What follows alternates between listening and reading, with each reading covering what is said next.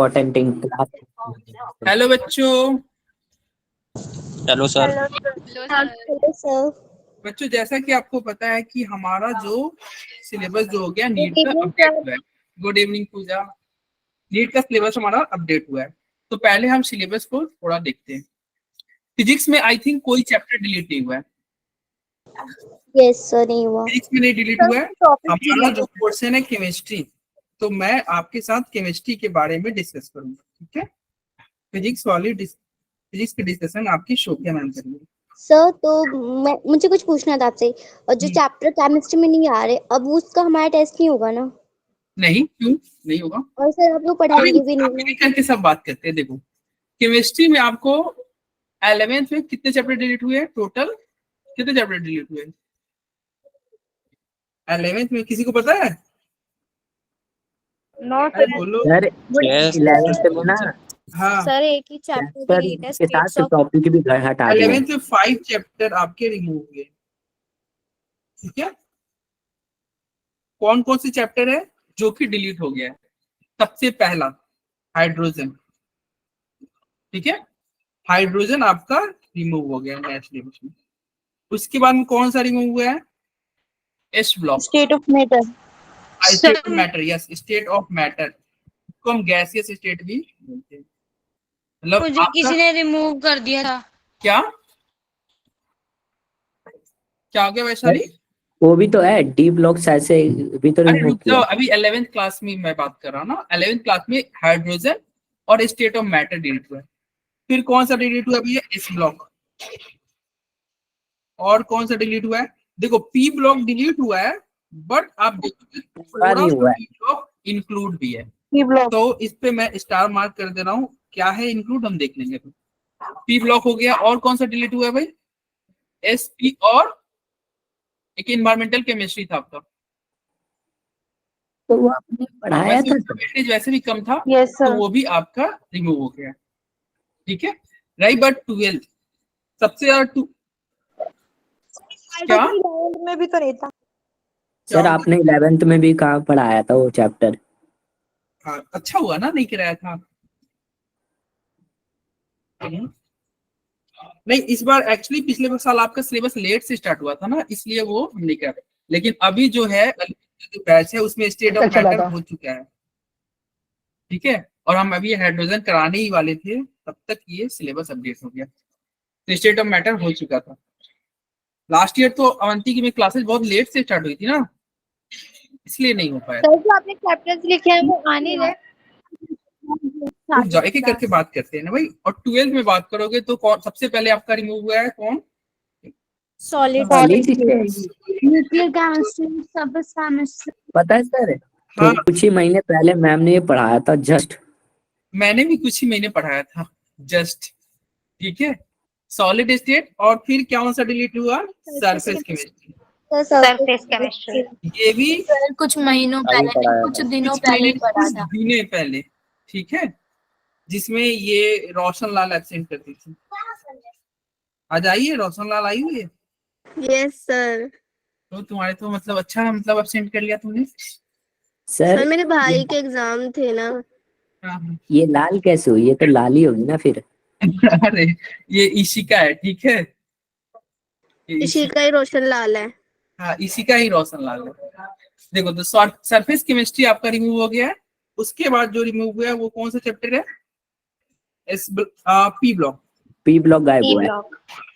फिर से P block पे स्टार मार्क कर दे रहे हैं, क्योंकि पी ब्लॉक डिलीट करके भी थोड़ा सा रख दिया है। उसके बाद जो आपका रिमूव हुआ है पॉलीमर, थोड़ा बोर्डिंग चैप्टर था ये। सर इन्हें ना हार्ड वाला चैप्टर रिमूव कर देना चाहिए था। तो हार्ड वाला ही रिमूव किया, सारे रटने वाले ही हटाए। देखो पॉलीमर बहुत अरे बेकार याद करने वाले हैं ये। हाँ। उसके बाद में था तुम्हारा मेटलर्जी। मेटलर्जी भी डिलीट हो गया आपका। और module chemistry in everyday life. Chemistry in everyday chemistry in everyday life ये रिमूव हो गया। एक तरह से ये सारे चैप्टर में आपको एक चीज कॉमन मिलेगा कि सबने रटना था। Yes sir. मतलब आप एक चीज नोटिस कर रहे होगे क्या, कि देखो कहीं से ऑर्गेनिक नहीं डिलीट हुआ है। डिलीट कौन हुआ है? इनऑर्गेनिक और फिजिकल। और फिजिकल में भी कौन सा डिलीट हुआ है? तो जो चैप्टर आपके रटने वाले हैं, जैसे कि सॉलिड स्टेट। सॉलिड स्टेट में तुमको लग रहा हो कि यार रटने वाला ही है, थोड़ा सरफेस तो पूरा आपको फील हुआ होगा,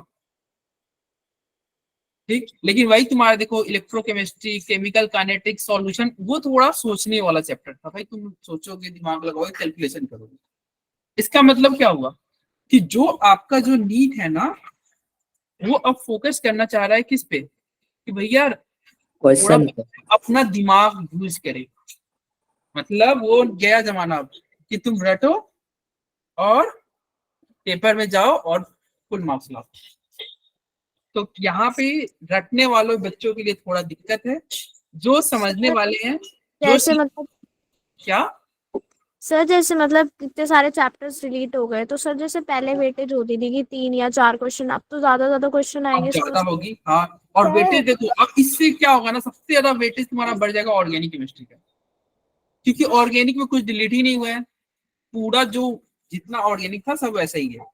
हाँ, तुम अगर कर सकते हो, जैसे कुछ बच्चे बोल सकते हैं कि सर पॉलीमर तो ऑर्गेनिक में हम कंसीडर कर लेते हैं, तो ये पॉलीमर भी एक तरह से रटने वाला ही था।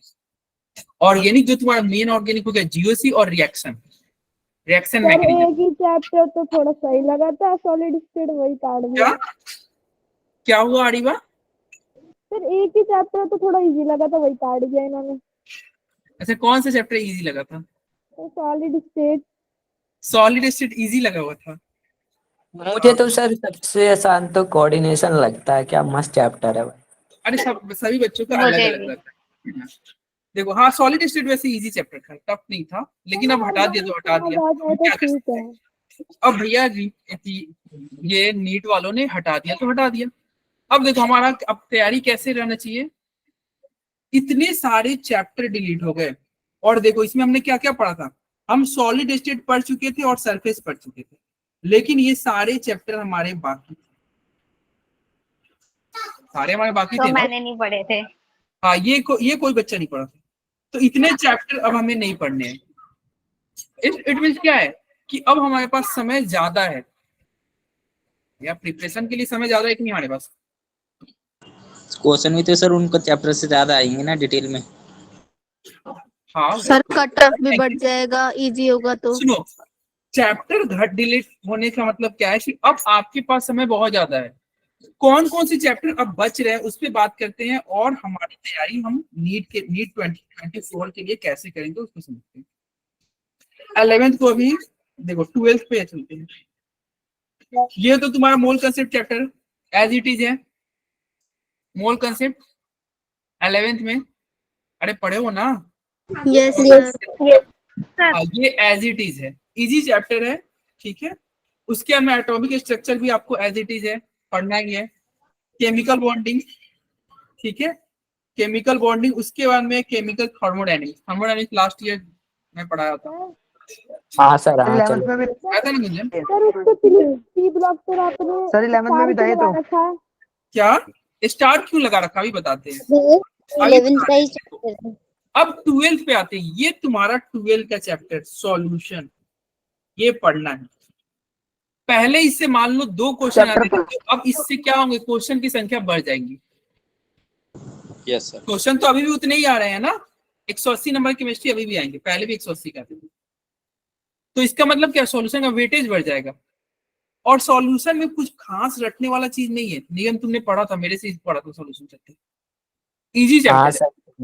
इजी चैप्टर है। थोड़ा सा एक क्या है भैया, कॉलिगेटिव प्रॉपर्टी तो है मेन, पूरा मेन मतलब पूरा चैप्टर स्टार्टिंग से लेके एंड तक कॉलिगेटिव प्रॉपर्टी पे घूमता है। उसमें कुछ अलग अलग टॉपिक भी आते हैं, ठीक है। चलो, उसके इसी में बाद तो ये Andrew इक्विलिब्रियम तुम्हारा 11th का चैप्टर है। ये एज इट इज है वैसे ही, जैसे कि केमिकल इक्विलिब्रियम, आयनिक इक्विलिब्रियम दोनों पढ़ने हैं आपको। उसके बाद में आपका रिडॉक्स रिएक्शन, ये भी 11th का चैप्टर है। लेकिन ये देखो रिडॉक्स के साथ ही इन्होंने मिक्स कर दिया है कि इसको इलेक्ट्रोकेमिस्ट्री, रिडॉक्स के साथ ही डाला हुआ। और ये 12th का चैप्टर है। और ये मान के चलो कि अब जो है ना, फिजिकल में सबसे ज्यादा कोई वेटेज चैप्टर उठा कर लेके जाएगा वो होगा इलेक्ट्रोकेमिस्ट्री, क्योंकि सॉल्यूशन छोटा चैप्टर है, इलेक्ट्रोकेमिस्ट्री बहुत बड़ा चैप्टर है। बड़ा है ना भाई निगम? हाँ सर। Yes sir. हाँ, इलेक्ट्रोकेमिस्ट्री आपको रखा हुआ है, ठीक है, तो इलेक्ट्रोकेमिस्ट्री ज्यादा वेटेज लेके जाएगा। और एक और यहाँ पे तुम ध्यान से देखोगे ना तो इसमें कोरोजन टॉपिक शायद नहीं दिखेगा। देखो हमने पढ़ा था कोरोजन, ठीक है, याद है इलेक्ट्रोकेमिस्ट्री में कोरोजन। Yes sir. अब कोरोजन यहाँ पे नहीं है। देखो इलेक्ट्रोलाइटिक सेल, गैल्वेनिक सेल हमने पढ़ लिया है, different type of electrode, electrode potential, standard electrode potential, ये सब हमने पढ़ा है।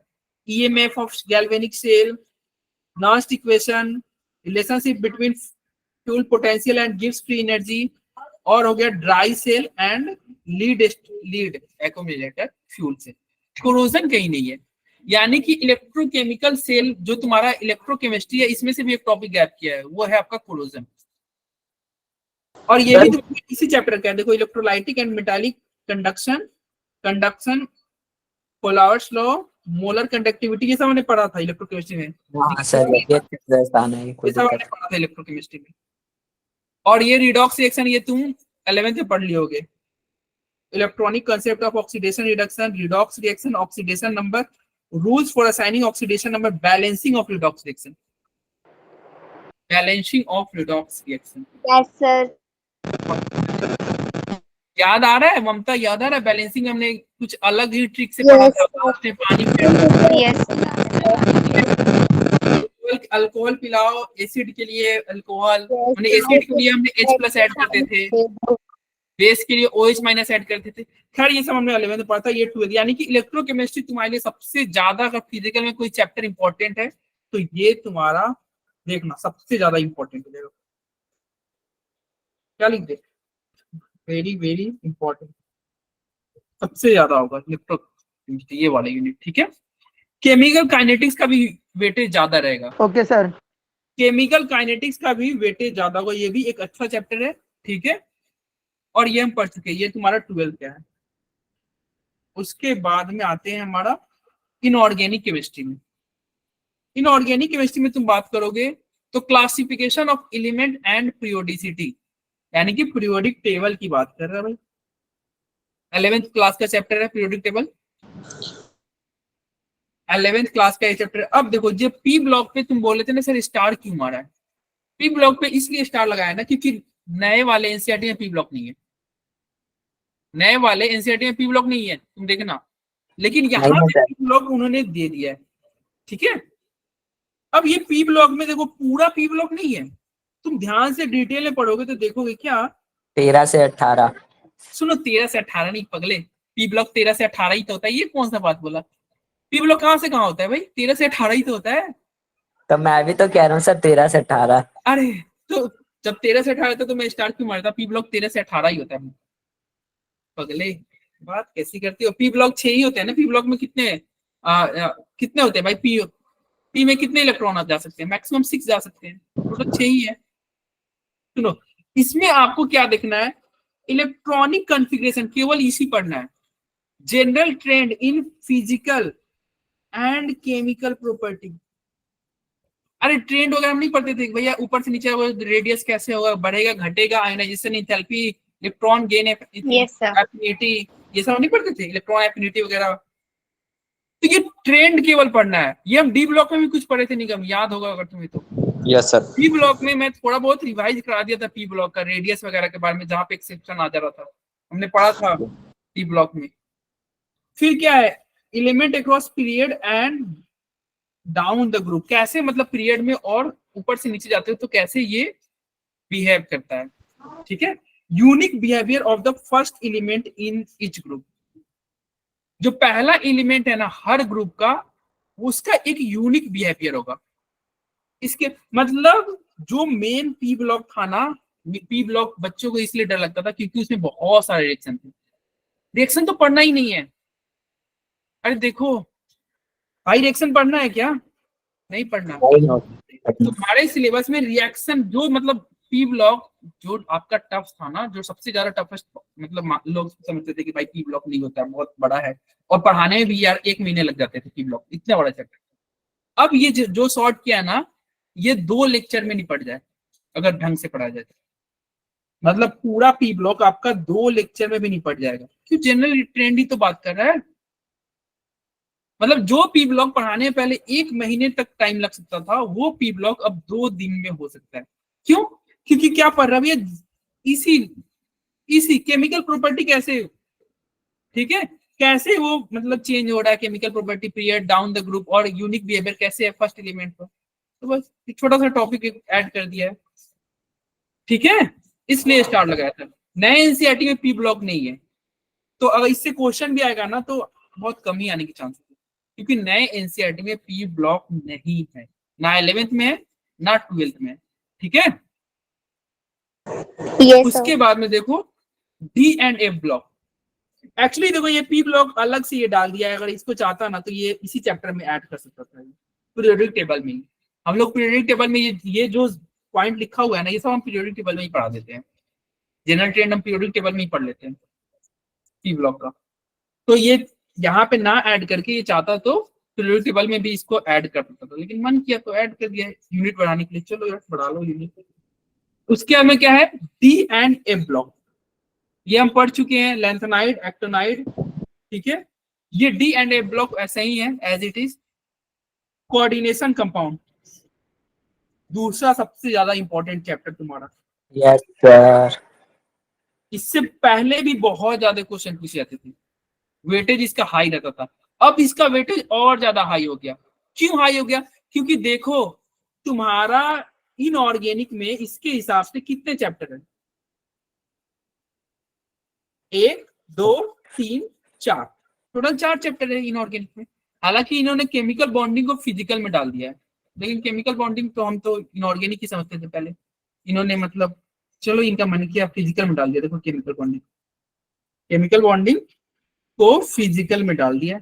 चलो तो क्या हो गया, इनऑर्गेनिक में आपके 4 चैप्टर। रिडॉक्स को भी हम इनऑर्गेनिक के पहले इनऑर्गेनिक फिजिकल मिक्स चलता था, एटॉमिक स्ट्रक्चर भी। तो बताओ इनऑर्गेनिक में कितने चैप्टर हुए, 4। और सबसे बड़ा चैप्टर, सबसे इंपॉर्टेंट चैप्टर कौन सा हो जाएगा, कोऑर्डिनेशन कंपाउंड। बहुत ज्यादा वेटेज रखता था, अब और ज्यादा रखेगा। तो मान के चलो 5 क्वेश्चन यहाँ से आ सकते हैं, 4 से 5 क्वेश्चन, क्योंकि सिलेबस रिड्यूस हो गया है। पहले मतलब जब सिलेबस कम था तब ये कोऑर्डिनेशन कंपाउंड से 3 से 4 क्वेश्चन आ जाते थे, अब तो 5 गारंटी आने की चांसेस। तो इसको पूरा टारगेट करना भाई कोऑर्डिनेशन कंपाउंड को, ठीक है। और आसान चैप्टर है ये, कोई बहुत ज्यादा नहीं, जैसे गुंजन बता रहा था कि इसका फेवरेट चैप्टर है, तो इसको अच्छे से सर मेरा भी फेवरेट चैप्टर है, बहुत इजी लगता है मुझे ये चैप्टर। इजी लगता है ये चैप्टर, ये समझने वाला है। देखो ये उन बच्चों के लिए टफ हो जाएगा ना जो रटना चाहते हैं, रटने वाले के लिए अब कोई स्कोप ही नहीं है। अब जो नीड है ना, ये रटने वाले के लिए बचा ही नहीं। ऑर्गेनिक में तुम क्या रट लोगे, ऑर्गेनिक में कुछ रटने के लिए नहीं है, ठीक है। अब आते हैं ऑर्गेनिक केमिस्ट्री में। यहाँ पे आपका purification and characterisation of organic compound, ये तुम्हारा एक नया ऐड कर दिया यार, नया यूनिट ऐड कर दिया, purification and characterisation of organic compound, ठीक है। चलो इसको हम भी देख लेंगे। इट मे पॉसिबल कि कुछ दिन बाद अगर ये सिलेबस थोड़ा और अपडेट करे। 11th में था ना, ये है सर 11th में। इसमें थोड़ा बहुत तुम पढ़े होगे, कुछ टॉपिक पढ़े होगे, हाइड्रोकार्बन में था शायद। ये क्वांटिटेटिव एनालिसिस पढ़े होगे, estimation of carbon, hydrogen, nitrogen, ये सब पढ़े होगे, ये तुम पढ़े होगे अगर कुछ बच्चा पढ़ा होगा तो। सर हमें तो नहीं पढ़ाया था आपने सही से हाइड्रोकार्बन। अरे डिलीटेड चैप्टर सही बात है। अरे तो कोई ऐसा पहुंचे ही नहीं थे। पढ़ा है ये डेल्डाल मेथड, ये सब कोई बच्चा क्लास में प्यूरिफिकेशन का? अब याद नहीं है, पहले पढ़ा था एग्जाम से पहले। चलो तो इस यूनिट को अभी हम रहने देते हैं, ठीक है, इसको अभी रहने देते हैं, ये तुम्हारे लिए मेरा पढ़ाई नहीं गई थी last year. Calculation of empirical formula, ये तुम empirical formula and molecular formula, numerical organic numerical problem in organic quantitative analysis. चलो इसको हम देख लेंगे, बाद में देख लेंगे क्या। अब आते हैं एक ये chapter, some basic principle of organic chemistry, जिसमें होता है नोमेनक्लेचर। नोमेनक्लेचर तो पढ़े होगे ना? हाँ ये तो टॉपिक है। इसमें देखो ये हम अभी कुछ दिन पहले हमने पढ़ा था, homolytic fission, heterolytic fission, free Yes, radical, sir. Carbocation, carbanion क्या होता है, stability of carbocation, free radical, इन सब का स्टेबिलिटी, यानी कि ये जीओसी है, यस सर। Yes, sir. ठीक है। Yes sir. Electronic displacement in covalent bond, inductive error, ये जीओसी है कि नहीं, जीओसी। यस ये सर। तुम्हारा common type of organic reaction, substitution, addition, elimination, यही है तुम्हारा रिएक्शन मैकेनिज्म। तो ऑर्गेनिक में पूरा ये तुम्हारा क्लास 12 का तुम मान लो, ठीक है। नोमेनक्लेचर वैसे 11th का था, ये सब 12th का, 12th 11th मिक्स ही है। हमने पढ़ा था जीओसी 11th भी पढ़ा था, 12th भी पढ़ा था। हाइड्रोकार्बन एज इट इज है, 11th का चैप्टर है, इसका वेटेज हाई रहेगा, ठीक है। ओके, Yes, इसी में sir. देखो तुम्हारा ये तुम्हारा ज्योमेट्रिकल आइसोमेरिज्म वगैरह इसी में ये इन्होंने मेंशन कर दिया है, ज्योमेट्रिकल आइसोमेरिज्म और आइसोमेर वगैरह, ठीक है। ये फ्राइडल क्राफ्ट, अल्काइलेशन, एसाइलेशन, ये सब हम पढ़ेंगे, ये सब हम पढ़ेंगे, ठीक है, आने वाले क्लासेस। तो ऑर्गेनिक वैसा ही है, ऑर्गेनिक कंपाउंड कंटेनिंग हैलोजन, ये तो तुम्हारा एनसीईआरटी का चैप्टर ही है। Yes, sir. Organic compound containing oxygen, ये भी एनसीईआरटी का चैप्टर है, जिसको हम लोग बोलते हैं alcohol, phenol, ether. Yes, sir. कैसे होगा उसके बाद ये क्वेश्चन? तुम्हारा ये पूरा वो चैप्टर एज इट इज है। फिर तुम्हारा कौन सा चैप्टर हो गया, ऑर्गेनिक कंपाउंड कंटेनिंग नाइट्रोजन, ये भी एनसीईआरटी का चैप्टर है। Yes, और sir. ये बायोमॉलिक्यूल, बायोकेमिकल। ये भी NCERT का चैप्टर है। पहले बायोमॉलिक्यूल का वेटेज कम रहता था, लेकिन अब तुम्हारा बायोमॉलिक्यूल का वेटेज बढ़ जाएगा क्योंकि चैप्टर डिलीट हो गया। और फिर principle related to practical chemistry, ये सब भी हम लोग देख लेंगे। चलो बस हो गया, यही है सिलेबस।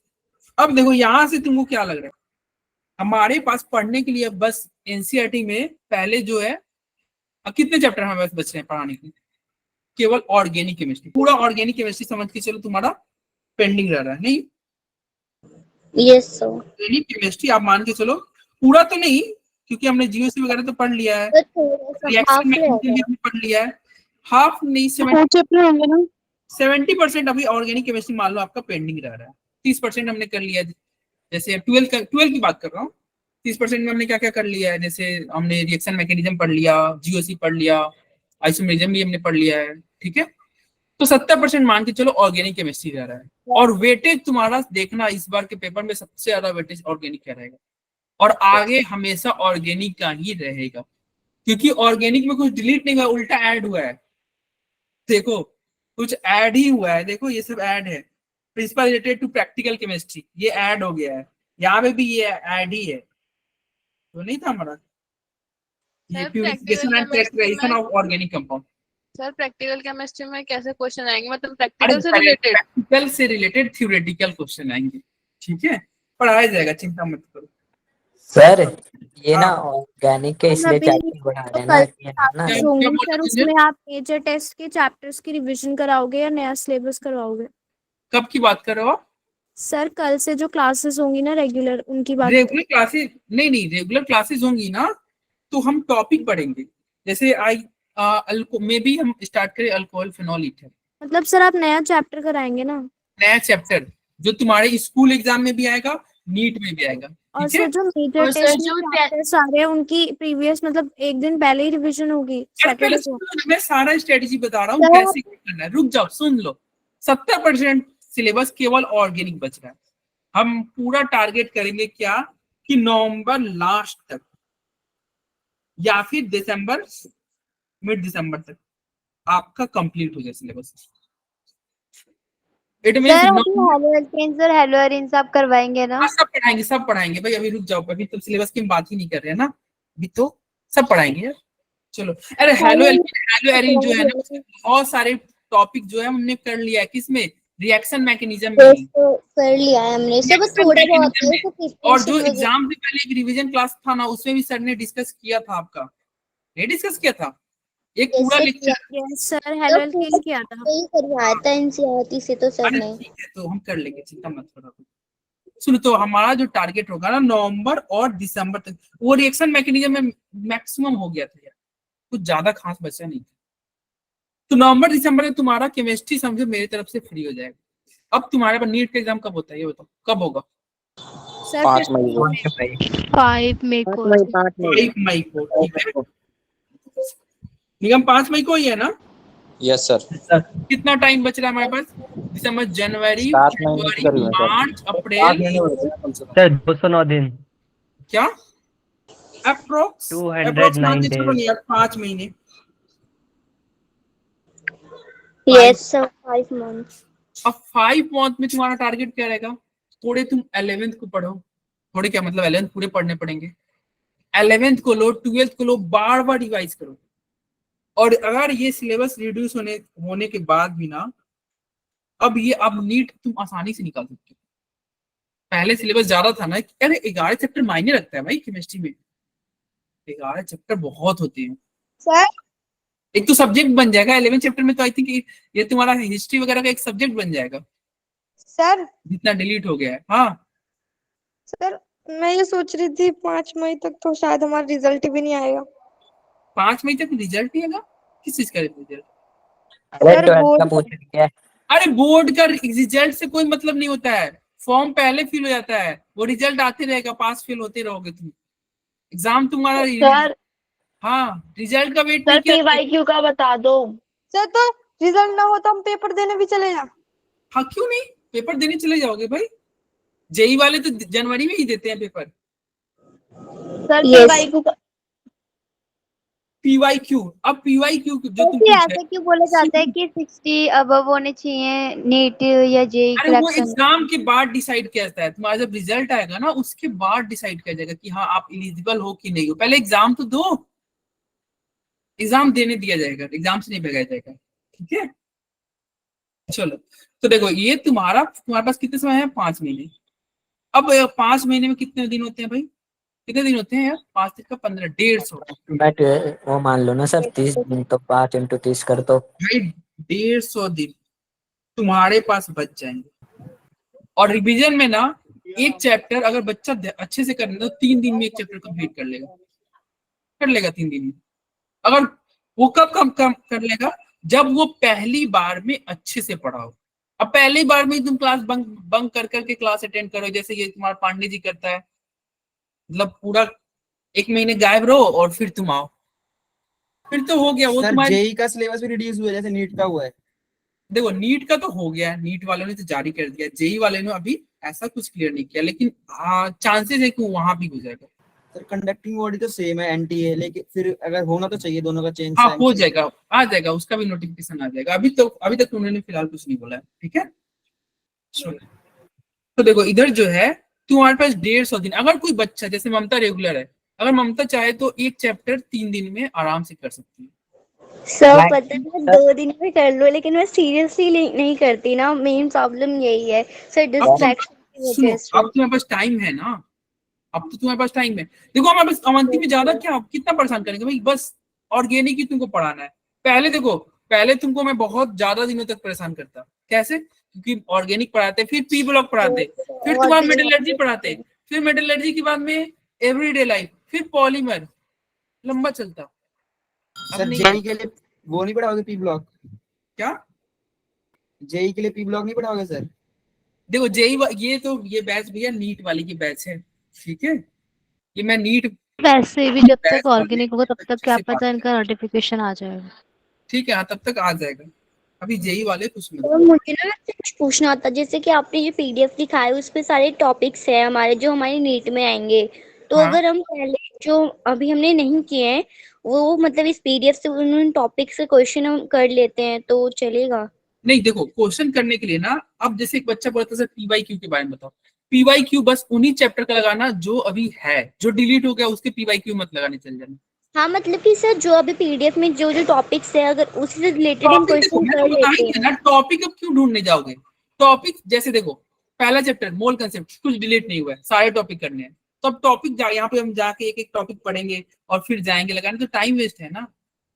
ठीक है, अरे अगर तुम टॉपिक सर्च करोगे तो बहुत सारे डिटेल रहते हैं। में तो करना पड़ेगा ना ऐसे। और जो डिलीटेड चैप्टर है ब्लॉक और इलेक्ट्रोकेमिस्ट्री से कोरोजन तो डिलीटेड है ना। हाँ तो मैं बता दिया ना, कोरोजन डिलीटेड है। सुनो, जो तुम्हारे बिल्कुल नहीं डिलीटेड है उसके बारे में मैं कुछ भी मतलब बोला ही नहीं। जैसे तुम्हारा पीरियड 12 पूरा पढ़ना है, मोल कंसेप्ट पूरा पढ़ना है, केमिकल बॉन्डिंग पूरा पढ़ना है, इलेक्ट्रोकेमिस्ट्री भी मतलब वही कोरोजन एक था, केमिकल काइनेटिक्स भी पूरा पढ़ना है, सॉल्यूशन भी पूरा पढ़ना है।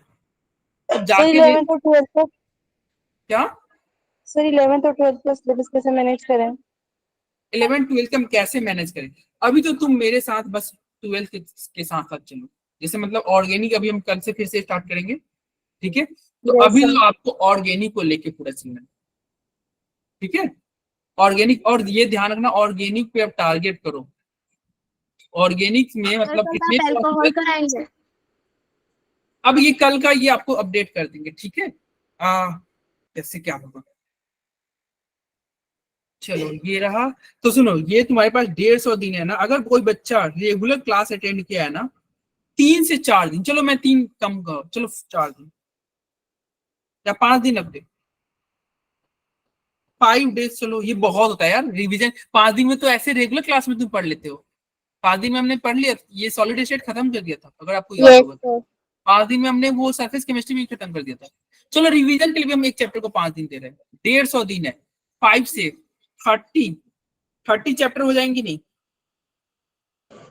यस अरे हर सब्जेक्ट के 30 चैप्टर। और वो अरे 3 बच्चे 15, 150, यानी कि 30 चैप्टर आप पूरा अच्छे से रिवाइज कर सकते हो, ठीक है। और ये बहुत अच्छे से रिवाइज होगा क्योंकि तुम एक बार पढ़ चुके हो। अब तुम सोचोगे सर क्या ये रिवीजन हमें खुद से करनी है क्या, मतलब अकेले तो हम पढ़ नहीं पाते, हम सो जाते हैं। आप मतलब क्या नवंबर दिसंबर के बाद नहीं पढ़ाओगे क्या? अरे हम लोग तुमको इसके बाद भी पढ़ाएंगे, मतलब चैप्टर को दोबारा पढ़ा देंगे। तुम्हारा क्रैश कोर्स भी स्टार्ट किया जाएगा, ठीक है। जैसे तुम्हारा बोर्ड का एग्जाम यस ना, उसके लिए ना फॉर्म भी फिल करवाया था। तो मतलब अवंती में आपको इतनी बार पढ़ा दिया जाएगा ना कि वो चैप्टर तुम्हारे दिमाग में पूरा फिट हो जाए, ठीक है। और क्रैश कोर्स में क्या होगा, तुम्हारा 11th भी कवर कर दिया जाएगा। सर मैं जेई वाला बैच कैसे ज्वाइन करूंगा? कब से स्टार्ट होगा?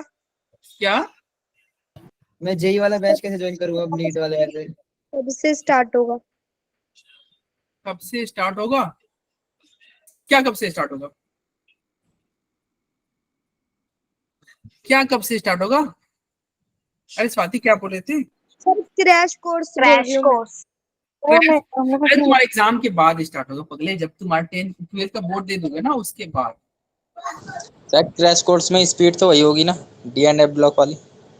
हाँ D&F ब्लॉक वाला स्पीड होगी, D&F ब्लॉक वाला तुम तो पढ़ चुके हो नहीं? सर क्या मतलब D&F ब्लॉक? अरे ये एक बैच में था ना, ये मैं जैसे हम लोग तो बाद में बैच डिसफल हुआ है ना, पहले मैं जिस बैच में पढ़ाता था तो D&F ब्लॉक हमने बहुत स्पीड में पढ़ा था, बहुत मतलब लास्ट लेक्चर थोड़ा स्पीड में पढ़ा था, लास्ट लेक्चर। तो उसी के बारे में बोल रहा है। तो समझ में आया था क्रैश कोर्स वाला लेक्चर? ठीक है, यस सर। आ गया था ना? हाँ तो समझ में Yes, आ sir. जाएगा, ठीक है। तो देखो भाई यही हमारा ये है पूरा ब्लूप्रिंट, ऐसे ही हम पढ़ेंगे। और देखो भी आज तुम्हारे लिए नीट आसान हो गया है। अगर कोई बच्चा सच में डेडिकेटेड है ना, तो जिस तरह से सिलेबस रिड्यूस हुआ है, ठीक है, वो तुम्हारे लिए ये अब क्या हो गया, नीट आसान हो गया, बेनिफिट हो सर। ठीक है। थोड़ा मेहनत करो निगम, ठीक है, तुमसे बहुत उम्मीदें है, थोड़ा मेहनत करो। वैसे तुम वैसे हो मेहनती, बट थोड़ा और एफर्ट लगाओ। तुम्हारे बहुत लकी हो तुम लोग की थोड़ा क्या हो गया है, चैप्टर कम हो गया। हाँ ये जो नेक्स्ट ईयर कंटिन्यू रहेंगे ये सिलेबस या चेंज करते हैं? अरे कह रहा हूँ नेक्स्ट ईयर भी नहीं, ये सिलेबस कंटिन्यू रखते हैं, चेंज होता है? ऐसा नहीं होता है कि एक बार देखो, मेन बात है एनसीईआरटी से चैप्टर डिलीट हो गया ना, ये कोविड की वजह से नहीं हो रहा है कि हाँ कोविड में ऐसा हुआ था कि कुछ चैप्टर डिलीट किए थे और फिर ला दिया गया था, क्योंकि वो अलग केस था। इस बार क्या हो गया कि एनसीईआरटी से वो चैप्टर ही डिलीट है, इसलिए यहाँ पे नीट वाला भी डिलीट। तो फालतू थे। हाँ लेकिन अब ये जो आ गया ना तो ये आगे कंटिन्यू रहेगा, ठीक है, क्योंकि ऐसा थोड़ी है कि फिर से अगले साल नया एनसीईआरटी थोड़ी मार्केट में आएगा। तुम खुद सोचो ना, क्या नया एनसीईआरटी फिर से आएगा क्या? नहीं, ऐसा नहीं होता है। सर जैसे न्यू एनसीईआरटी में मान लो कि 10 चैप्टर है तो जो उसकी नेक्स्ट एडिशन होगी उसमें 5 होंगे, फिर तो ये और इनको सिलेबस कम करना पड़ेगा। अरे नहीं, बेस ऐसा थोड़ी है, वो तो अब इम्पोर्टेंट को अब रखते सुनो, हैं, जो बेकार थे उन्हें हटा सर दें। बीच में कुछ चैप्टर के बीच में कुछ टॉपिक ऐड कर सकते हैं, अब कुछ सुनो, टॉपिक अब हटा सकते कोई चैप्टर हटाने लायक है ही नहीं, क्योंकि सारे टॉपिक ऐड चैप्टर कर दूंगा बस सर। ऑर्गेनिक में अगर तुम सोचो क्या जियो से हटा दिया जाएगा, जियो से हटा दो तो नो रिएक्शन सर। सर रट्टर हमारे यहाँ चैप्टर हटा दिया शायद से, है ना? हटा दिया, मतलब उन चैप्टर को हटा दिया गया है हम ना इन ज्यादा जिसका एक दूसरे से कोई यूज नहीं था। जैसे सॉलिड एस्टेट, उसका कहीं किसी चैप्टर में यूज नहीं था। सरफेस केमिस्ट्री, उसका भी यूज नहीं था। हालांकि सरफेस में तुम देखोगे एक लायोफिलिक और लायोफोबिक टॉपिक को रखा है इन्होंने, देखो प्रिपरेशन ऑफ, ये हमने पढ़ लिया है, preparation of lyophilic and lyophobic sol. Surface हटा दिया लेकिन एक टॉपिक रख लिया, बताओ यार क्या मतलब है भाई? हाँ, तो तुम्हारा सरफेस केमिस्ट्री पढ़ना वेस्ट नहीं गया, एक टॉपिक रख लिया उन्होंने, याद है ना, लायोफिलिक लायोफोबिक हमने पढ़ा था, तो वही है। सर कब? Yes sir. तो अच्छे से पढ़ाई करो, ठीक है, और थोड़ा मोटिवेटेड रहो, बोर्ड के पीछे ज्यादा मत भागो, क्योंकि तुम्हारा अगर नीट के लिए अगर मान लो तुम प्रिपेयर कर लिए, बोर्ड ऑटोमेटिक हो जाएगा, वो बाई प्रोडक्ट है, मेजर प्रोडक्ट नीट है। अगर कोई बच्चा ये ऐसा देखो, तुम खुद सोचो ना, नीट की तैयारी करो तो क्या बोर्ड नहीं होंगे, हो जाएंगे। और देखो एक तरह से तुमने क्वेश्चन एग्जाम दिया होगा, थोड़ा क्वेश्चन को तुम पैटर्न देखोगे, वो थोड़ा क्या मतलब बोर्ड लाइक क्वेश्चन था क्या पैटर्न, अरे थोड़ा ट्रिकी क्वेश्चन नहीं, बहुत था क्वेश्चन तो। अरे बहुत सारे क्वेश्चन थे, लेकिन ऐसा नहीं लग रहा था कि थोड़ा मतलब ऐसा आपका दिमाग यूज कर रहा है, ऐसा नहीं कि बस रट के गए और लिख दिए। Yes sir. रटने वाला तो नहीं था, रटने वाला No, तो नहीं था।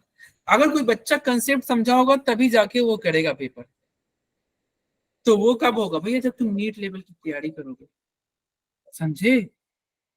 तो अच्छे से मेहनत करो और पढ़ाई करो, ठीक है। Okay sir. और टारगेट रखो नीट में सिलेक्शन का, समझे पांडे जी। आज तो ओके बोल रहे हो, फिर मुझे पता है तुम 4 दिन गायब रहोगे। नहीं सर, मैं गायब नहीं रहता, क्लास में अटेंड करता हूँ, लेकिन जब तक आप क्लास लेते हो लेट नाइट तक, सब तक तो नेट खत्म हो जाता है मेरा। अच्छा, नेट खत्म होता है। नहीं, बीच में तुम ज्वाइन नहीं करते थे ना, स्टार्टिंग में तुम नहीं करते थे, अब इधर ज्वाइन करते हो। ऐसा क्या करता भाई नेट का? नहीं, पहले बीच में ये नहीं आता था, ये सर ये अभी से ज्वाइन किया। ये अभी इधर मतलब आई थिंक 1 मंथ से आ रहा होगा ये। आपकी ज्वाइन नेट बचाने के लिए भाई कोई वो करती रहती हूँ। चलो देखो, अब ये टाइम उतना बचा नहीं, फिर भी चलो हाफ एन आवर है हमारे पास, तो थोड़ा ग्रीगनार्ड डिजेंट को एक बार रिवाइज कर लेते हैं कि क्या क्या हमने पढ़ा था ग्रीगनार्ड डिजेंट में। सिलेबस के बारे में बहुत बातें हो गई, अब जल्दी से आधे घंटे हम रिवाइज कर रहे हैं कि क्या क्या हमने पढ़ा है, और ऑर्गेनिक पे पूरा टारगेट रखना भाई, ठीक है।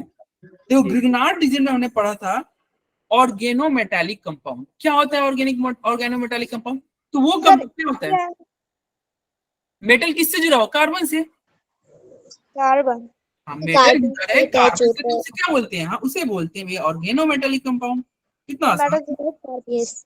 मेटल किससे जुड़ जाए? कार्बन से, तो ऑर्गेनोमेटालिक कंपाउंड, ठीक है। उसके बाद में हमने ग्रीगनार्ड डिजेंट पढ़ा था। ग्रीगनार्ड डिजेंट क्या था?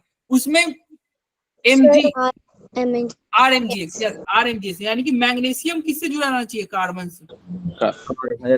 मतलब कार्बन से क्या जुड़ा है? Mgx, वेयर X क्या है? हैलोजन। ये और ये क्या है? एक तरह से ये भी ऑर्गेनोमेटालिक कंपाउंड है। कैसे? क्योंकि कार्बन से क्या जुड़ा? मैग्नीशियम, और मैग्नीशियम क्या है? मेटल। कैसे मेटल है? अरे तुमने पढ़ा होगा 10th क्लास में, मैग्नीशियम रिबन तो जलाते होगे, और हम पढ़ते हैं कि वो क्या है? मेटल ऑक्साइड का फॉर्मेशन होता है। मैग्नीशियम एक मेटल है, तो क्या होगा? मैग्नीशियम CMgX RMgX क्या है? ग्रीगनार्ड डिजेंट। इसका एक स्पेशल नाम दिया गया है ग्रीगनार्ड डिजेंट, ठीक है। चलो उसके बाद में हमने क्या पढ़ा था, इसके बारे में थोड़ा और ऐसा बताओ ये सब जो काम की टॉपिक है उस पर आते हैं। प्रिपरेशन, कैसे ग्रीगनार्ड डिजेंट का प्रिपरेशन होगा, ये हमने पढ़ा था, ठीक है। साइमा आज क्लास में एब्सेंट है ना? Yes sir. चलो सर कैसे नीट में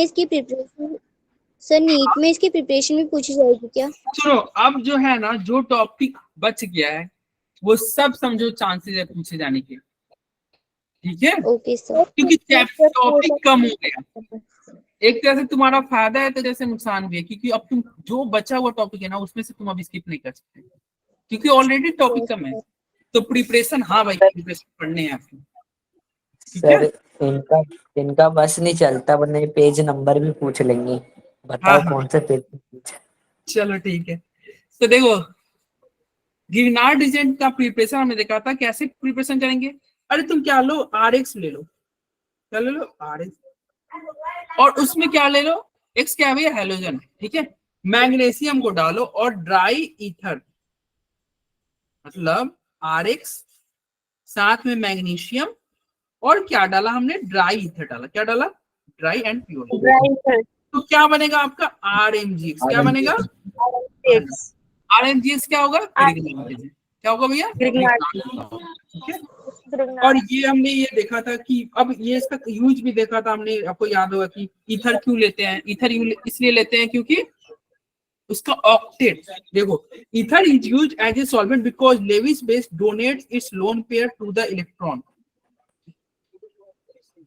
इलेक्ट्रॉन डिफिशिएंट मैग्नीशियम। देखो यहाँ पे अगर मान लो RMGX है, देखो ना यहाँ पे मैग्नीशियम 2 ही बॉन्ड बनाया है ना, क्या ऑक्टेट पूरा है क्या मैग्नीशियम?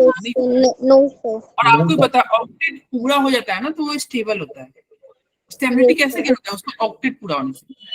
तो स्टेबिलिटी ऑक्टेट पूरा होने से होता है। तो फिर क्या हो गया? therefore providing stability to the Grignard region by completing octet of magnesium। ये तुम्हारा क्या होगा? तुम्हारा ना ईथर क्या करेगा? देखो ये तुम्हारा अपना ऑक्सीजन अपना लोन पेयर इसको डोनेट करेगा, ये भी ऑक्सीजन अपना लोन पेयर डोनेट करेगा। 2 कोऑर्डिनेट बॉन्ड बनाएंगे, तुमको भी पता है 2 कोऑर्डिनेट बॉन्ड का 4 इलेक्ट्रॉन इसको काउंट होगा। और 2 बॉन्ड पहले से था, 2 बॉन्ड यहाँ पे पहले से था, 4 इलेक्ट्रॉन पहले से थे और 2 ईथर के साथ क्या बना लिया है? Coordinate bond. तो क्या होगा? 4 वहां से मिल जाएगा तो 8 नहीं हो गए? Yes sir. पूरा हो जाएगा ना। तो क्या होगा? ये तुम्हारा ग्रिग्नार्ड रीजेंट होगा ना, वो स्टेबल होगा। तो हम ड्राई ईथर क्यों डालते हैं? ताकि ग्रिग्नार्ड रीजेंट क्या हो? आपका स्टेबल रहे। ठीक है, ठीक है भाई। सर अब इसके प्रिपरेशन हम देखते हैं। हाँ बोलो नावेद, तुम पहले मतलब पहला क्लास है क्या? बहुत दिन मतलब मैं पहचानता नहीं हूँ तुम्हें। नावेद खान, अरे बोल नहीं रहे हो? Yes sir. तुम्हारा फर्स्ट क्लास है क्या? Yes sir. किस ग्रुप से हो तुम? अरे एक्स्ट्रा ग्रुप से हो क्या? अबे भैया बोलो। एक्स्ट्रा ग्रुप से सर। क्या एक्स्ट्रा ग्रुप से? अच्छा चलो। सर वो बोल रहे एक्स्ट्रा ग्रुप से है वो। क्या सर वो बोल रहे एक्स्ट्रा ग्रुप से है वो हाँ एक्स्ट्रा ग्रुप से है ना। हाँ ये इसका पहला क्लास है। मैं एक्चुअली जो बच्चा रेगुलर आता है उसको मैं मतलब इतना दिनों से क्लास ले रहा हूँ तो परेशान किया हूँ कौन कौन रेगुलर बच्चे। ठीक, क्या कोई प्रॉब्लम है क्या नावेद? आपको कुछ पूछना चाहते क्या? अरे तो भैया क्लास डेली अटेंड करो, ठीक है? Okay sir. अच्छे से पढ़ाई करो ओके और टारगेट रखो नीट की। चलो अब यहाँ पे देखो कैसे ग्रिग्नार्ड रीजन का फॉर्मेशन होगा। हमने पढ़ा था क्या कि देखो होमोलाइसिस लोग करोगे। किसका होमोलाइसिस करोगे तुम? हेलो एल्किन का। जैसे यहाँ पे CH3Br है, हेलो एल्किन है, ठीक है? इसको तुम होमोलाइसिस क्लीवेज करोगे तो क्या होगा? यहाँ पे डॉट आएगा और Br पे भी डॉट आएगा, आएगा ना? रेडिकल, यस फ्री रेडिकल बनेगा, ठीक है? और यहाँ पे चूंकि मैग्नीशियम के पास क्या होता है? मैग्नीशियम के पास 2 इलेक्ट्रॉन। अरे इससे अगर तुम लिखोगे तो क्या होता है? मैग्नीशियम का 12 होता है ना, 12 होता है तो क्या होगा? इसी लिखोगे तो 1s2 2s2 2p6 3s2। Outer most में वैलेंसी क्या होगा? 2 नहीं हो गया? वैलेंसी 2 हुआ ना? Yes sir. तो मैग्नीशियम का वैलेंसी क्या है? 2 और 2 है तो क्या बनेगा? वो 2 ही बॉन्ड बनाएगा। सबको पता है, वैसे तुम्हें पता ही होगा यार, बचपन से पढ़ते आते होगे। बचपन इन सिर्फ 7 8 9 से पढ़ के आ रहे होगे कि मैग्नीशियम 2 बॉन्ड बनाता है। अब मैग्नीशियम 2 बॉन्ड बनाता है, ठीक है? तो क्या होगा? ये अपना एक इलेक्ट्रॉन इसके साथ शेयर करेगा, एक इसके साथ शेयर करेगा और दोनों के बीच में आके इंटर कर लेगा। बन गया आपका ग्रिग्नार्ड रीजन। होमोलाइसिस आपने क्लीवेज किया, मैग्नीशियम डाला, मैग्नीशियम जाके बीच में ऐड हो जाएगा। सर अभी आपको हो रही थी ये वाला एक बार बता दो। अरे ये वाला हम रिवाइज करा रहे हैं, उतना डिटेल में अभी नहीं जा सकते, इसलिए मैंने आपको रिकॉर्डेड लेक्चर की वीडियो भी शेयर किया था कि आप एक बार देख लो, ठीक है? और डिटेल में आपको पढ़ना होगा ना, तो रिकॉर्डेड लेक्चर हमने शेयर किए थे तो हम रिवाइज करा रहे हैं दोबारा। देखो मैग्नीशियम डालोगे ना तो क्या होगा? कुछ नहीं, बस ये तुम पढ़ो, CH3 बीच में Mg आएगा और फिर क्या होगा? Br यहाँ पे ऐड हो जाएगा, ठीक है भाई? देखो अब हमारे पास मात्र 20 मिनट टाइम बचे है और हमें पूरा ये अभी रिवाइज करना है, तो थोड़ा समझ में आया? कुछ नहीं करना है। हाँ यहाँ पे बस ड्राई ईथर डालना है, क्यों? ताकि वो उसका ऑक्टेट पूरा करे, उसको स्टेबल रखे, ठीक है? और ये इसका मैकेनिज्म चलो बता ही दे रही है। मैकेनिज्म कैसे होगा? ये CH3 डॉट और यहाँ पे क्या बनेगा? Br dot. अरे होमोलाइटिक क्लीवेज हो गया। और मैग्नीशियम क्या होता है? मैग्नीशियम 2 बॉन्ड बनाता है, सबको पता है। मैग्नीशियम 2 बॉन्ड बनाएगा, एक इसके साथ शेयर किया, एक इसके साथ किया, बीच में मैग्नीशियम इंटर कर गया, हो गया काम खत्म, ठीक है? अरे बोलो। Yes sir. अब यहाँ पे ये ध्यान है, activity order with respect to halogen क्या कर रहा है कि सबसे reactivity order with respect for the preparation of RMgX, मतलब आरएमजीएक्स जो होगा उसका प्रिपरेशन कब जल्दी होगा कब स्लो होगा।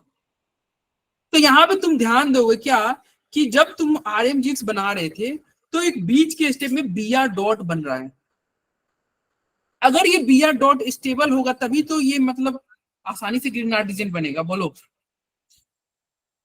अरे बोलो। अगर तुमको मान लो तुम्हारा टारगेट है क्या बनाने का, आरएमजीएक्स, और आपको पता है इसके मैकेनिज्म में आपने देखा क्या एक बीच में इंटरमीडिएट में क्या हो रहा है, आर डॉट बनता है और एक्स डॉट भी बनता है। अब ये देखो दोनों स्टेबल रहेंगे तब तो होमोलाइटिक क्लीवेज होगा ना। आरएमजीएक्स बनाने के लिए आपको होमोलाइटिक क्लीवेज करना था, किसका, आरएक्स का होमोलाइटिक क्लीवेज करना था।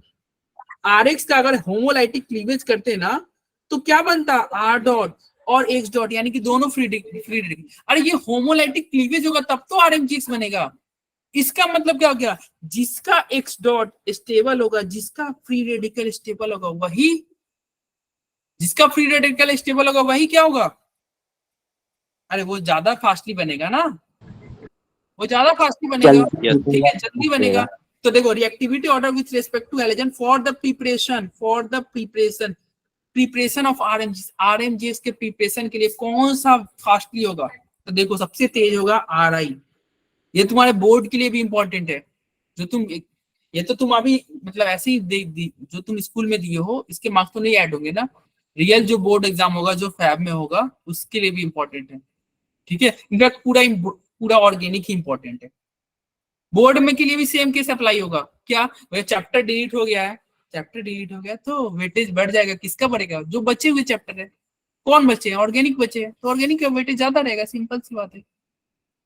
फिजिकल में जो इलेक्ट्रोकेमिस्ट्री का वेटेज ज्यादा चला जाएगा, केमिकल काइनेटिक्स का ज्यादा हो जाएगा बोर्ड एग्जाम में भी। तो देखो कौन सा ग्रिग्नार्ड रीजन आसानी से बनेगा, फास्टली बनेगा, तो आरआई। अगर आरआई लोगे तो सबसे फास्ट। अब क्यों आरआई ज्यादा फास्टली हो गया, आरएफ क्यों हो गया, एक्चुअली क्या है ये आपको याद होगा, हमने क्या पढ़ा था कि आई डॉट, आई पे फ्री रेडिकल ज्यादा स्टेबल होता है एज कंपेयर टू एफ पे फ्री रेडिकल, पढ़ा था, याद है? ऐसा हमने एक और पढ़ा था, आई पे माइनस भी ज्यादा स्टेबल होता है एज कंपेयर टू एफ पे माइनस। क्यों, इसको हमने याद करने का एक तरीका हमने देखा था, क्या तरीका था हमारा, क्या ट्रिक था, किसी को ट्रिक याद है, रोशनी याद है? सर जो बड़े लोग होते हैं वो माइनस को ज्यादा झेल लेंगे, छोटे वाला नहीं झेल पाएगा, यस याद है। या फिर हमने ऐसे किया था, कह कि छोटा बच्चा है उसको सर वो उसका अल्कोहल पिला देंगे, वो झेल नहीं पाएगा। हाँ वो झेल नहीं पाएगा, छोटा बच्चा है, ये फ्लोरीन देखो छोटा बच्चा है, इसको अल्कोहल पिला दो झेल नहीं पाएगा। आई माइनस, ये बड़ा बच्चा है, गुंजन है, तो बोलेगा कि थोड़ा और दे दो, थोड़ा और दे दो, अच्छा लग रहा है, ठीक है। तो आई मतलब बड़ा बच्चा झेल सकता है, छोटा बच्चा नहीं झेल सकता। अरे छोटा बच्चा जैसे मान लो कोई 6 मंथ का बच्चा है, 1 मंथ 2 मंथ का बच्चा है, उसको तुम अल्कोहल पिला दो, हॉस्पिटल में ले जाके पानी की जगह पे अल्कोहल चला दो, उसको बच्चा बचेगा कि जाएगा, चला जाएगा सर, ठीक है। ऊपर मिलने तो ये मतलब बड़ा जो इंसान होता है ना वो झेल लेगा, यानी कि आई डॉट ज्यादा स्टेबल है as compare to F dot के। तो कौन सा प्रिपरेशन ज्यादा फास्ट होगा, आरआई वाला, बोलो है कि नहीं? Yes sir. चलो ये हमने पढ़ लिया था, फिर चलो आगे बढ़ते हैं। ये सब तो बेसिक वाला चीज है, ये सब तुमको पता ही होगा। सैचुरेटेड किसको बोलते हैं, सारे सिंगल बॉन्ड वाले, अनसैचुरेटेड डबल बॉन्ड वाले, अल्कानाइल ट्रिपल बॉन्ड वाले ग्रिग्नार्ड रीजन, ठीक है। एलिसाइक्लिक ये रहा साइक्लिक, एरोमेटिक तुम्हारा फिनाइल रिंग वगैरह ले लो, तो ये तो ऐसे ही रहा। चलो अब आता है यहाँ पे स्टेबिलिटी ऑफ ग्रिग्नार्ड रीजन। कौन सा ग्रिग्नार्ड रीजन ज्यादा स्टेबल है? एक वर्ड याद रखना, पूरा रिएक्शन में काम आएगा, कि जो ज्यादा स्टेबल होगा वो लेस रिएक्टिव होगा, या फिर जो ज्यादा रिएक्टिव होगा, जो ज्यादा रिएक्टिव होगा वो कम स्टेबल होगा। हाँ, यानी कि स्टेबिलिटी और रिएक्टिविटी दोनों उल्टा इनवर्सली प्रोपोर्शनल है। स्टेबिलिटी और रिएक्टिविटी इनवर्सली प्रोपोर्शनल है। अब तुम खुद सोचो ना, अगर मान लो तुम स्टेबल हो और तुम्हारे पास बहुत पैसे है, तुम्हारे पास बहुत पैसे है, तो बताओ तुम मतलब घर में आराम से सोओगे, क्यों? मतलब देखो रिएक्टिविटी मतलब तुम जाके बाहर जॉब कर रहे हो, मान लो तुम्हारे पास दिक्कत पैसे चल रही है, तुम पार्ट टाइम जॉब कर रहे हो, मोमो बेच रहे हो, चाट बेच रहे हो, छोले बेच रहे हो, वो कब बेचोगे? जब तुम्हारे पास स्टेबिलिटी नहीं है। अगर तुम्हारे पास स्टेबिलिटी नहीं है तो तुम रिएक्टिव रहोगे। तुम मान लो तुम्हारे पास अगर जॉब नहीं मिल रहा है तो तुम चोरी भी कर सकते हो, डकैती भी कर सकते हो। यस सर, सिचुएशन पे डिपेंड करता है। सिचुएशन पे डिपेंड है। लेकिन जो बंदा स्टेबल रहेगा वो आराम से सोएगा, वो रिएक्टिव नहीं होगा। क्यों रिएक्टिव होगा भाई? अगर मान लो तुम्हारे पास सब कुछ तुम्हारे पास घर पे मिल रहा है, एकदम बना बनाया मिल रहा है, तो क्यों रिएक्टिव रहोगे? क्यों जाओगे किसी को चोरी करने, पॉकेट मारने, किसी का खून करने? थोड़ी जाओगे। ठीक है, तो ये ध्यान रखना, जो ज्यादा स्टेबल है वो लेस रिएक्टिव है। जो ज्यादा स्टेबल है वो क्या है? लेस रिएक्टिव है। ठीक है, तो देखो इधर देखो, if the alkyl part has more stable negative charge then RmGx is more stable, it will be less reactive. क्या बोल दिया सर? ये समझ में नहीं आया। रिएक्टिविटी ऑर्डर यहाँ पे तुम देखना। सबसे पहले स्टेबिलिटी की बात करते हैं। कौन सा ग्रिग्नार्ड रीजन ज्यादा स्टेबल है? कौन सा ग्रिग्नार्ड रीजन ज्यादा स्टेबल है? अब ये देखना कैसे पता चलेगा ग्रिग्नार्ड रीजन सर कैसे, कौन ज्यादा स्टेबल है कौन कम है। तो ये देखो, ये RmGx होता है ना, तो ये एक्चुअली हम RmGx लिखते हैं तो क्या होता है? R पे माइनस होता है, तुम्हें भी पता होगा, और Mg प्लस पॉजिटिव रहता है ना, R पे माइनस Mg पे प्लस। ठीक है, अब ये R पे माइनस, यानी कि जिसका माइनस ज्यादा स्टेबल वो ग्रिग्नार्ड रीजन ज्यादा स्टेबल। अब तुम देखो यहाँ पे क्या है? ट्रिपल बॉन्ड पे माइनस है। क्या है? ट्रिपल बॉन्ड पे माइनस है। बताओ ट्रिपल बॉन्ड पे माइनस ज्यादा स्टेबल है कि डबल बॉन्ड पे माइनस ज्यादा स्टेबल है? जल्दी बताओ। ट्रिपल बॉन्ड पे। ट्रिपल बॉन्ड पे ज्यादा स्टेबल है। यस कोमल, ट्रिपल बॉन्ड ट्रिपल बॉन्ड पे ज्यादा स्टेबल है। क्यों ट्रिपल बॉन्ड की? अरे याद होगा हमने इलेक्ट्रोनेगेटिविटी पढ़ा था। ट्रिपल बॉन्ड का इलेक्ट्रोनेगेटिविटी क्या था? 3.25। इसका क्या था? 2.75। और इसका क्या था? लगभग 2.5 के आसपास सिंगल बॉन्ड वाले। ठीक है, तो ट्रिपल बॉन्ड वाले क्या है? ज्यादा। ट्रिपल बॉन्ड वाला का इलेक्ट्रोनेगेटिविटी क्या है? ज्यादा। तो नेगेटिव चार्ज किस पे ज्यादा स्टेबल होगा? ट्रिपल बॉन्ड पे। तो कौन सा ग्रिग्नार्ड रीजन सबसे ज्यादा स्टेबल? थर्ड वाला। क्योंकि थर्ड वाला ग्रिग्नार्ड रीजन सबसे ज्यादा स्टेबल है, तो सबसे कम रिएक्टिव कौन होगा? सिंगल बॉन्ड वाला। Single bond. थर्ड वाला नहीं, मैं कम सबसे कम कर रहा हूं। अरे पगला, थर्ड वाला ही कम रिएक्टिव होगा ना। थर्ड वाला सबसे ज्यादा स्टेबल है, तो थर्ड वाला सबसे कम रिएक्टिव है होगा। सबसे ज्यादा स्टेबल थर्ड वाला है। क्यों थर्ड वाला सबसे ज्यादा स्टेबल है? क्योंकि उसमें माइनस आराम से रहते हैं। साइमन बहुत जल्दी ज्वाइन कर लिया आपने। सर मेरा नेट ऑफ था और मैंने देखा नहीं और नोटिफाई भी नहीं किया था कि आज से क्लास स्टार्ट है, दैट्स व्हाई। अरे मैंने दिन में ही मैसेज किया था सर मैं देख नहीं पाई। तीने मैसेज किया था, मैंने किया था ना। यस सर, मैंने भी देखा था। मैं करा था सर, कहाँ करा था? सर मेरा नेट ऑफ था, मैं देख नहीं पाई थी। सर और कितनी देर क्लास चलेगी? मेरा नेट खत्म हो रहा है। वही 15 मिनट और 21:45 में मतलब खत्म होती है ना, 9:45 में। सर आप बस रिवाइज करा रहे हो कोई नया टॉपिक? रिवाइज करा रहे थे, और उससे पहले हमने बात किया नया सिलेबस के बारे में, क्या अपडेट हुआ है उसके बारे में। अब रिकॉर्डिंग देख लेना, ठीक है? हमने प्लानिंग ये डिस्कस किया, क्या क्या प्लानिंग रहेगा हमारा, कैसे हम पढ़ेंगे, क्या करेंगे। सर अब तो जो सिलेबस हमारा कट गया है नीट से एनटीए में से, तो वो अब टेस्ट में नहीं आएगा ना दोबारा? अब हम पढ़ाएंगे नहीं तो टेस्ट में हम क्यों पूछेंगे? ओके, हम पढ़ाएंगे नहीं तो टेस्ट में क्यों पूछेंगे? सर जो 15 तारीख को टेस्ट होगा उसमें तो सॉलिड स्टेट और अब नहीं आएगा, अब नहीं आएगा। सही है सर, अब सिलेबस चेंज हो जाएगा।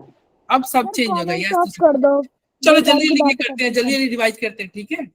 अब देखो रिएक्टिविटी ऑफ ग्रिग्नार्ड रीजन हमने पढ़ ही लिया कि ये जो ज्यादा स्टेबल वो लेस रिएक्टिव, जो ज्यादा स्टेबल हो रही है।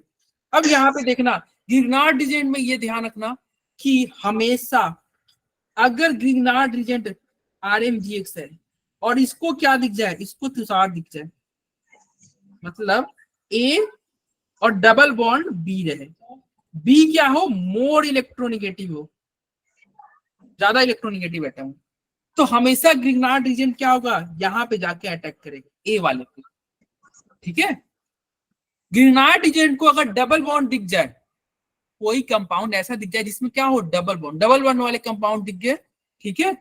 डबल बॉन्ड वाले कंपाउंड दिख गए तो ग्रिग्नार्ड रीजन जाके उसको अटैक करेगा। जैसे अगर कोई बच्चा मान लो क्या पढ़ाई नहीं कर रहा है, दोस्ती यारी बहुत ज्यादा कर रहा है, डबल बॉन्ड बना रहा है, टीचर आके यहाँ पे अटैक कर दी। सिंगल बॉन्ड हो जाएगा फिर वो सिंगल वो बॉन्ड हो पढ़ाई लिखाई पे जाएगा, ध्यान देगा। ये सिंगल बॉन्ड हो जाएगा, ये बॉन्ड ओपन हो जाएगा ऐसे। तो जैसे देखो यहाँ पे ये तुम्हारा R माइनस जाके इस C पे अटैक किया और ये तुम्हारा बॉन्ड ओपन हो गया। ठीक है, तो याद रखना ग्रिग्नार्ड रीजन का ये सबसे मेजर रिएक्शन है। ठीक है, R माइनस देखो ग्रिग्नार्ड रीजन ये RMGX रहता है और रिएक्शन में कौन पार्टिसिपेट करेगा, इसका R माइनस पार्टिसिपेट करेगा।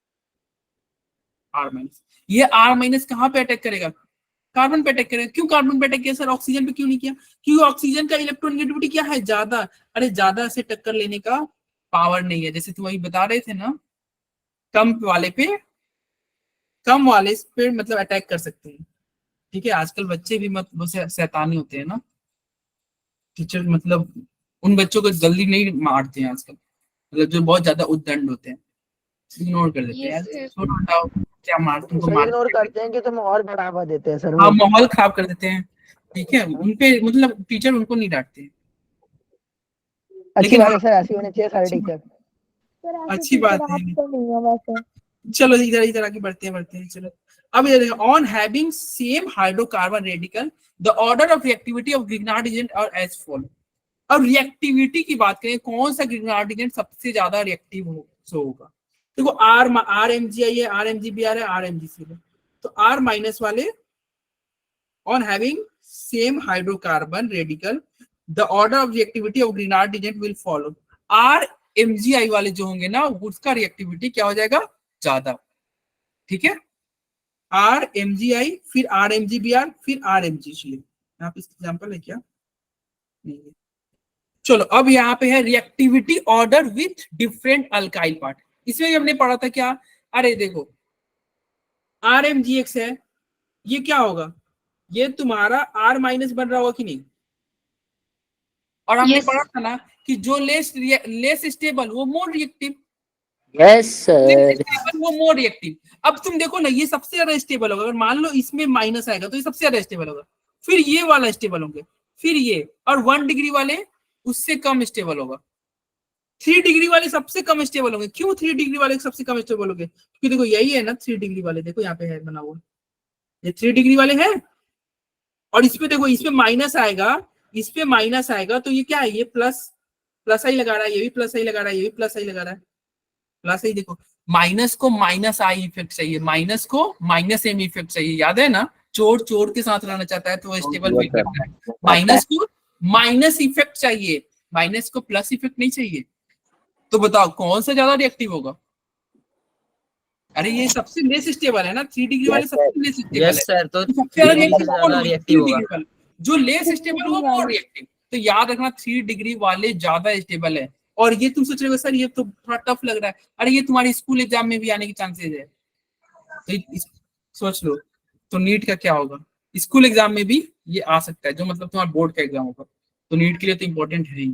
समझ लो 3 डिग्री वाले ज्यादा रिएक्टिव है, क्यों है, क्योंकि वो लेस स्टेबल है, 3 डिग्री वाले लेस स्टेबल मोड है। ठीक है भाई, चलो अब यहाँ पे आगे बढ़ते हैं। अब देखो ये R माइनस RMGX किसको अटैक करेगा, तो RMGX उसको अटैक करेगा ना जिसमें भीड़ कम हो। जैसे अभी हमने बोला कि RMGX किसको अटैक कर रहा था, अरे उसको अटैक कर रहा था जिसका इलेक्ट्रोनेगेटिविटी कम था, और वहां भी अटैक करेगा। देखो इलेक्ट्रोनेगेटिविटी कम मैंने बोला कि जो बच्चा वीक है, मतलब बाहुबली बच्चे पे कोई टीचर यूजुअली आजकल नहीं मारते हैं। ठीक है, मतलब जो थोड़ा अच्छा बच्चा है, थोड़ा टीचर का बात मानता है, उन्हीं का धुलाई होता है। तो उसी तरह मतलब अब जो मतलब जहां बहुत भीड़ भाड़ होंगे, मान लो किसी, अब कोई टीचर ऐसा थोड़ी है कि बहुत ज्यादा भीड़ है, जैसे मान लो कोई मार्केट में बहुत भीड़ है, वहां पे जाके अटैक कर दो, ऐसा थोड़ी होता है, पता चला उल्टा ही सीन हो गया।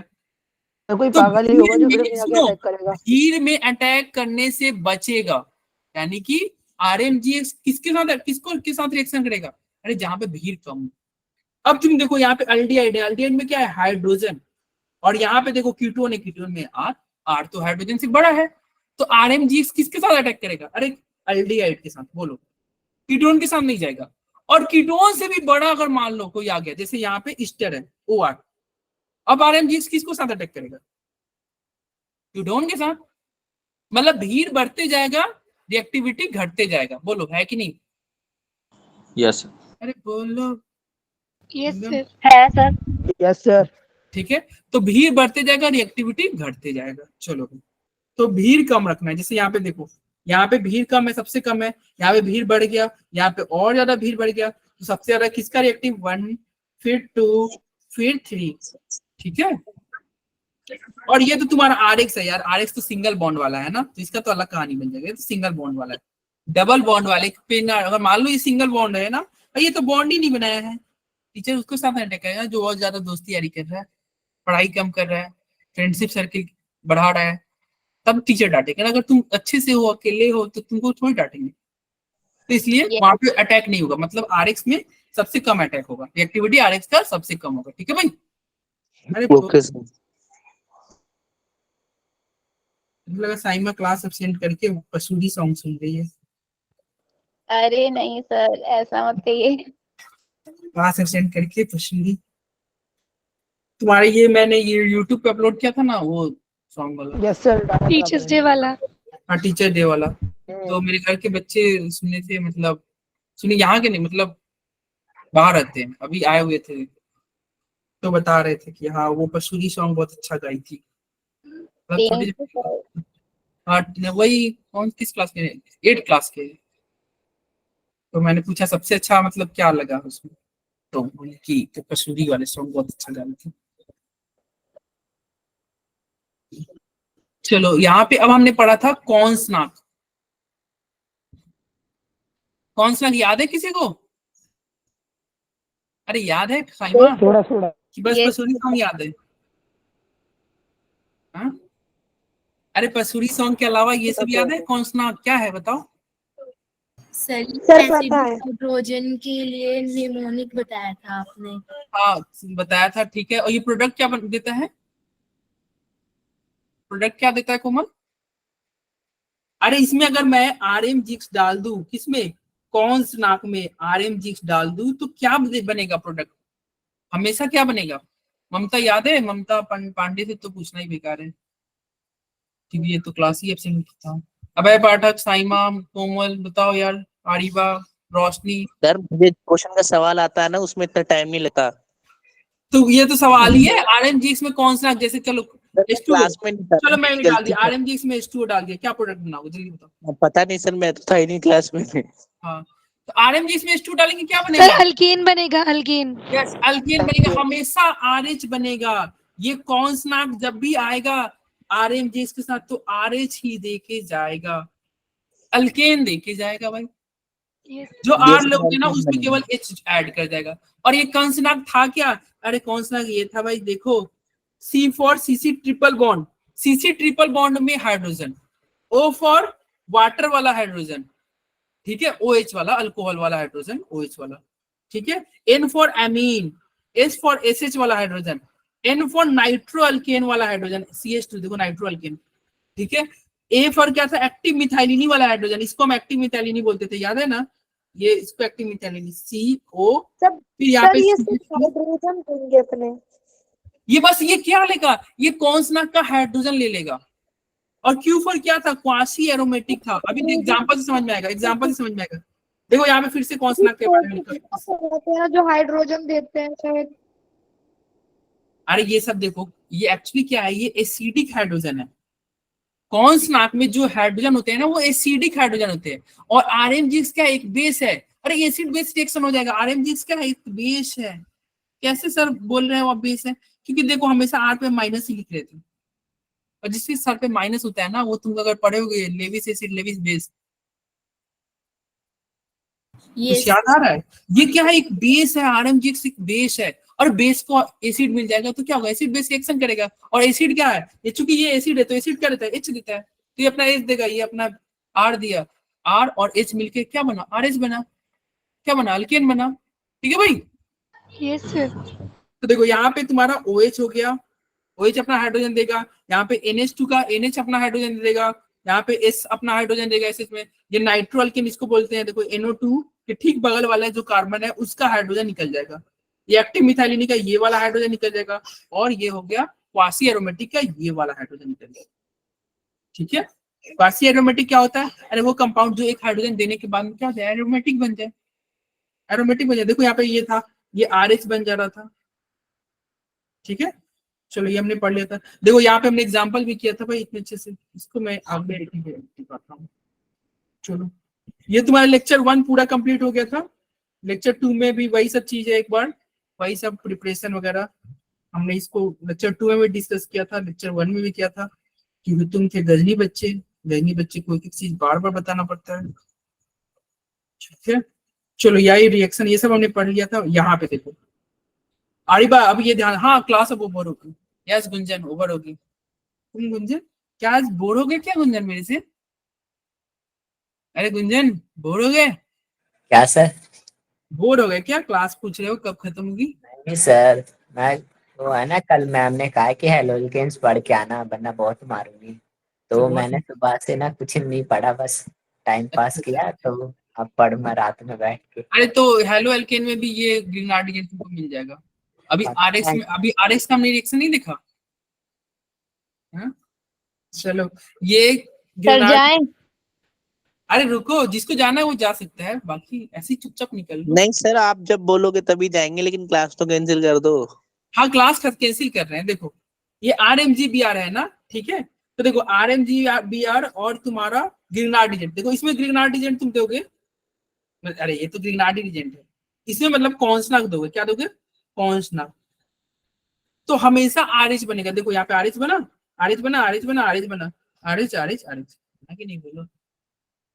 अरे देखो ये कॉन्सनाक ही है, देखो कॉन्सनाक का CO ओ आ गया, यहाँ पे भी CO कॉन्सनाक वाला, यहाँ भी CO O कॉन्सनाक वाला, ठीक है, यहाँ भी कॉन्सनाक का O ही आ रहा है। यहाँ पे क्या आ गया? यहाँ पे कॉन्सनाक का N ले लिया, ठीक है, ये क्या आ गया? क्वासी एरोमेटिक वाला आ गया। यहाँ पे देखो सब में, यहाँ पे क्या होगा? कॉन्सनाक का देखो यहाँ पे तुम D लिए हो ना, तो D आ जाएगा भाई, RD बन जाएगा। अरे RMGX में ये कॉन्सनाक का क्या दे रहा है? ये तुम्हारा ड्यूटेरियम दे रहा है ना, तो D जुड़ेगा ना।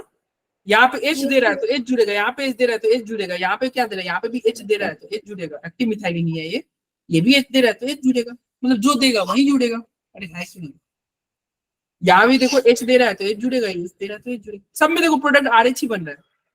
एक जगह RD बन गया था सर, क्यों RD बन गया था? क्योंकि यहाँ पे H2O नहीं, यहाँ पे D2O लियो। क्या लियो? D2O लोगे तो क्या बनेगा? RD बनेगा। यहाँ पे भी अगर HX की जगह पे क्या लेते हैं? DX लेते तो क्या बनता? RD बनता। ठीक है भाई? Yes sir. वही था, फिर ये हमने पढ़ा था, ये सब वही सब पॉइंट है भाई। यहाँ पे CH3 लोगे तो क्या बनेगा? मीथेन ही तो बनेगा। CH3 MgBr में कॉन्स्टेंट डालोगे तो क्या बनेगा? मीथेन बनेगा।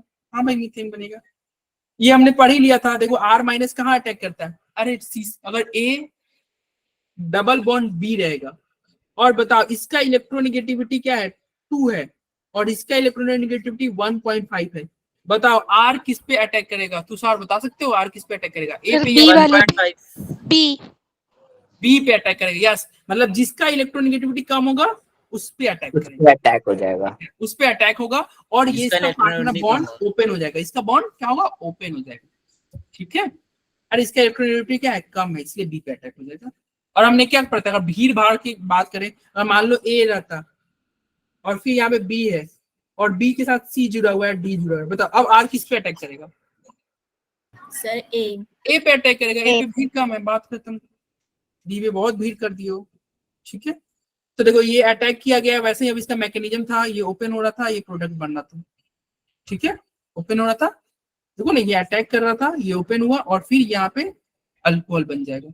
ये सब हमने पढ़ लिया था, एक बार आप इसकी रिकॉर्डिंग जाके देखना। ठीक है, इसकी रिकॉर्डिंग देखना। देखो रिएक्टिविटी ऑर्डर वही बात है भाई, भीड़ भाड़ की बात है। देखो यहाँ पे भीड़ कम है तो सबसे ज्यादा रिएक्टिव, यहाँ पे भीड़ बढ़ते जा रहा है, बढ़ते जा रहा है, देखो भीड़ बढ़ते जा रहा है, एयर का भीड़ बढ़ ज्यादा हो गया ना, तो भीड़ बढ़ेगा, रिएक्टिविटी घटेगा। देखो यहाँ पे लिखा भी हुआ है क्राउडिंग डिक्रीजेज रिएक्टिविटी रेट। ठीक है, यहाँ पे भी हमने पढ़ा था कि देखो R- किस पे अटैक करेगा? यहाँ पे भीड़ कम है, यहाँ पे भीड़ कम है तो इधर अटैक करेगा, इधर भीड़ ज्यादा नहीं अटैक करेगा, सिंपल सी बात है। चलो फिर ये सब को तुम पढ़ लेना, ये सब हमने डिस्कस किया है बहुत डिटेल में, पढ़ लेना, आसानी से समझ में आ जाएगा। टाइम हो गया, क्लास को भी ओवर करते हैं। आई होप आपको क्लास अच्छी लगी होंगी, बहुत दिनों बाद मिले, बहुत दिनों बाद। Yes sir, bye sir. जाओ रिकॉर्डिंग तो ऑफ करने दो, मुझे भी अपने साथ ले चलो। अकेले अकेले भागते हो तुम। हाँ, आज किसी का बर्थडे था यार, है क्या? वो आरती का बर्थडे था, क्लास में है। Yes sir. हैप्पी बर्थडे आरती। अरे सब wish Happy कर। birthday, Aarti. Thank you sir. अरे सबके सब wish कर। Happy birthday Aarti. Thank you happy so much. Birthday. Happy birthday, happy birthday. अच्छा कोई गाना गाना चाहेगा? Happy birthday. कोई Please, गाना song. गाना चाहेगा? साइमा गाना गाओगे? सब गा लो साथ में। हाँ सब गा दो, चलो रिकॉर्डिंग ऑन है। एक कौन सा गाना गाओगे? Happy birthday? कोई कौन सा गाना जल्दी बताओ। अरे कोई गाना बोलो। सर साइमा गाने तो बहुत है। साइमा साइमा का सर क्या? लॉलीपॉप गा दो। अरे पगले बर्थडे सॉन्ग गाना है, फालतू बात मत कर। हैप्पी बर्थडे टू अरे यू। कौन सा गाना है? कोई बर्थडे का गाना सॉन्ग बताओ ना भाई। Wish you happy happy birthday. चलो ये दिया ने सही बताया, चलो गाओ सब साथ में। अरे happy happy birthday. Happy happy birthday. अरे तुम लोग ऐसे बोल रहे हो जैसे राइम्स पढ़ रहे हो यार। सर स्क्रीन रिकॉर्डिंग में चला दो ना गाना यूट्यूब पे। हाँ तुम लोग लग रहा है राइम्स पढ़ रहे हो। हाँ सर। रिकॉर्डिंग आप ही गजब हो सर। रिकॉर्डिंग शेयर स्क्रीन को शेयर करके बैठे हो तब भी। हाँ ये देखो छाया, ये दिया अच्छी, दिया तुम ही गा दो ठीक है, तुम अच्छा गा रही थी, बाकी बच्चे तो बकवास कर रहे हैं। सर मेरी शिनचैन जैसी आवाज है। नहीं नहीं अच्छा आवाज है, अच्छा गा रहे थे तुम। Wish you happy happy birthday, happy happy birthday, happy birthday to you. Wish you happy happy birthday Aarti, happy birthday Aarti. Party अभी चाहिए। पार्टी पार्टी पार्टी पार्टी, इसी में पार्टी भी मांग लो। हाँ? अरे आरती सर पार्टी ऑनलाइन दे मिल दो। सकती है ना। आरती मेजर टेस्ट वाले दिन लेंगे वो तो। क्या वेट करते। मेजर टेस्ट वाले दिन। पार्टी? बच्चे पार्टी मांग रहे हैं। आ जाओ घर पे। मेजर टेस्ट वाले दिन दे देना, कोई नहीं। 15 तारीख को। एडेड तो दो। चलो तो ऑफलाइन में थैंक यू बोल दो, इतना अच्छा इन्होंने सर सॉन्ग। आपको तो दी है मैंने पार्टी। अरे पहले ये दिया को थैंक यू तो बोलो, इतना अच्छा जिसने गाना थैंक यू सो मच दिया। बोलना पड़ रहा है बेटा भाई। अरे देखो तुम पार्टी इससे मतलब क्या क्या क्या उम्मीद रखते हो यार? बच्चा यहाँ पे थैंक यू नहीं बोले, तुम सोच रहे हो बच्चा पार्टी देगा? थैंक यू सर नहीं, मैं आपकी बात सुनने लगी थी। सर बच्चा पार्टी ना दी नहीं जाती, पार्टी जबरदस्ती ली